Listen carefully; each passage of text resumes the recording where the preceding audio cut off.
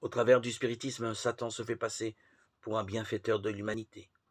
Il guérit les maladies, prétend offrir un système nouveau et supérieur de foi religieuse. Mais en même temps, il accomplit son œuvre de destruction. L'intempérance détrône la raison. Les plaisirs sensuels, les querelles et le meurtre s'ensuivent. La guerre déchaîne les pires passions de l'âme, puis précipite dans l'éternité ses victimes plongées dans le vice et le sang. L'objectif de Satan est d'inciter les nations à se battre, car il peut ainsi détourner l'esprit des hommes de l'œuvre de préparation nécessaire pour être debout au jour de Dieu. Satan a étudié les secrets de la nature et il utilise toute sa puissance pour diriger les éléments dans la mesure où Dieu le lui permet. C'est Dieu qui protège ses créatures contre le pouvoir du destructeur.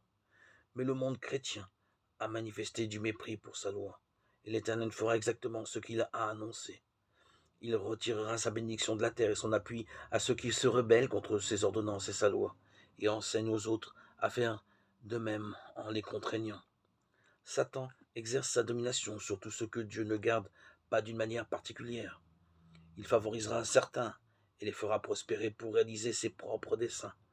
Et il amènera des épreuves sur d'autres en les laissant croire que c'est Dieu qui les afflige, tout en se faisant passer pour un grand médecin capable de guérir toute leur affliction. Satan amènera la maladie et les catastrophes jusqu'à ce que des villes très peuplées soient réduites en ruines.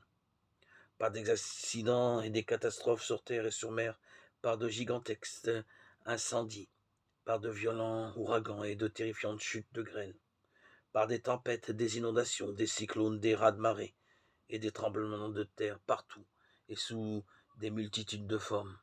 Il exerce son pouvoir.